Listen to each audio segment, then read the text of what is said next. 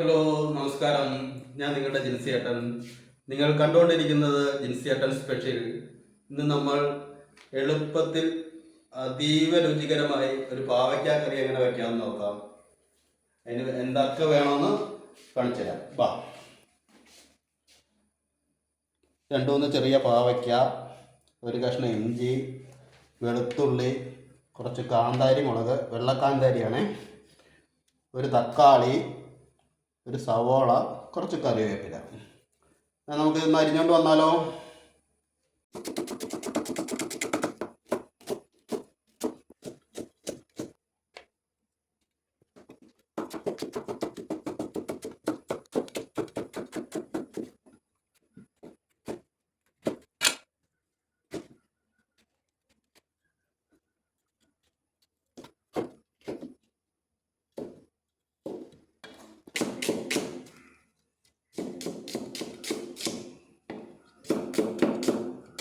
കത്തിച്ച് ചട്ടി വയ്ക്കാം.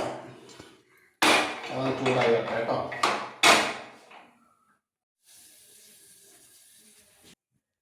ഒരു നെല്ലിക്ക വലുപ്പത്തിലുള്ള പുളി, വാളംപുളിയാണ്. കുറച്ച് വെള്ളം ഒഴിച്ച് കുതിർത്തി വയ്ക്കാം. ചട്ടി ചൂടായി വന്നിട്ടുണ്ട്. നമുക്ക് വെളിച്ചെണ്ണ ഒഴിച്ചു കൊടുക്കാം. കുറച്ച് വെളിച്ചെണ്ണ അധികം വേണേ.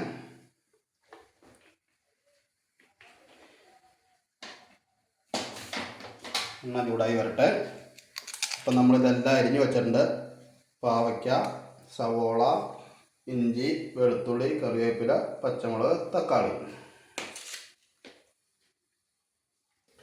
എണ്ണ ചൂടായി. നമുക്ക് കടുകിട്ട് കൊടുക്കാം.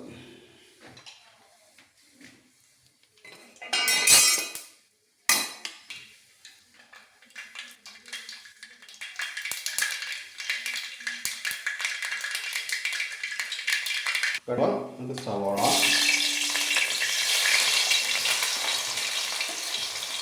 കറിവേപ്പില, പാവയ്ക്ക എല്ലാം നമുക്ക് ഇതിലേക്ക് ഇട്ട് കൊടുക്കാം.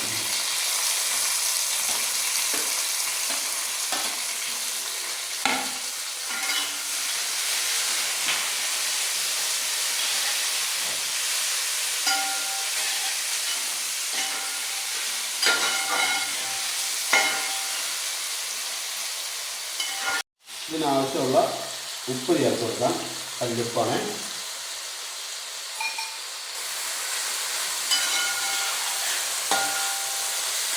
ഇനി നന്നായി വഴണ്ട് വെക്കാം. അതുവരെ നമുക്ക് വെയിറ്റ് ചെയ്യാം.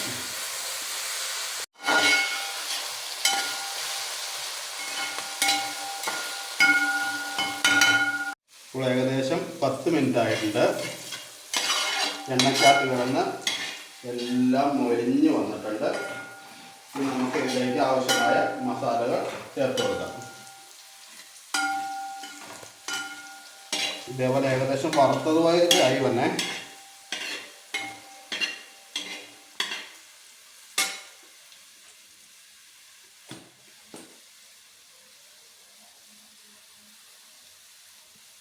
ഒന്നര സ്പൂൺ മുളക് പൊടി, കാശ്മീരി ചില്ലിയാണ്. 1/2 സ്പൂൺ മല്ലിപ്പൊടി, 1/4 സ്പൂൺ മഞ്ഞൾപ്പൊടി.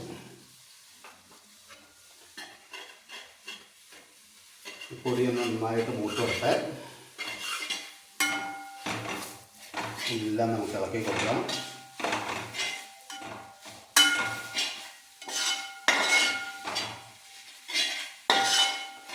പൊടിയുടെ പച്ചമണമൊക്കെ മാറി നന്നായിട്ട് മൂത്ത് വരണം.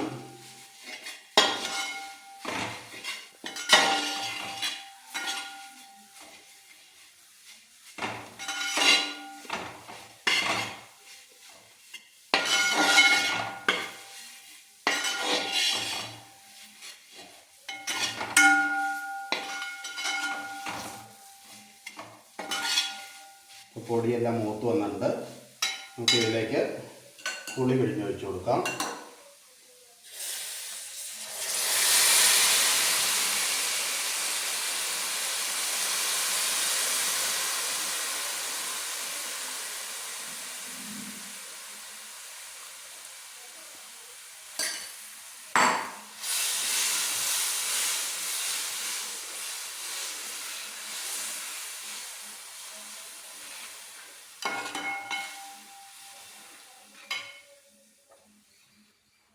തീ കൂട്ടിയിട്ട് കൊടുക്കാം. തിളച്ച് വരട്ടെ. കുറച്ച് വെള്ളം അവിടെ ഒഴിച്ചു കൊടുക്കാം.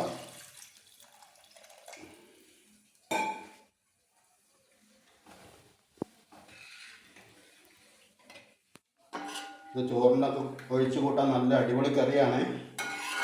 കുറച്ച് ചാറൊക്കെ ഉള്ളത് നല്ലതാണ്.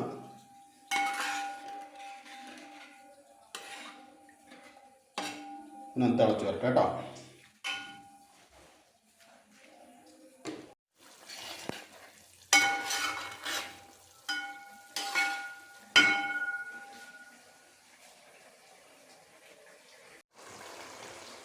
ഇപ്പം നമ്മുടെ പാവയ്ക്ക കറി റെഡി ആയിട്ടുണ്ട്.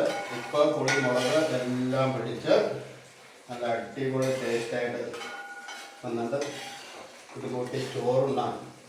ഭയങ്കര രസമാണ്. നോക്കിയത് ഉണ്ടോ? നല്ല അടിപൊളി പാവയ്ക്ക കറിയാണേ. എല്ലാവരും ഉണ്ടാക്കി നോക്കണേ.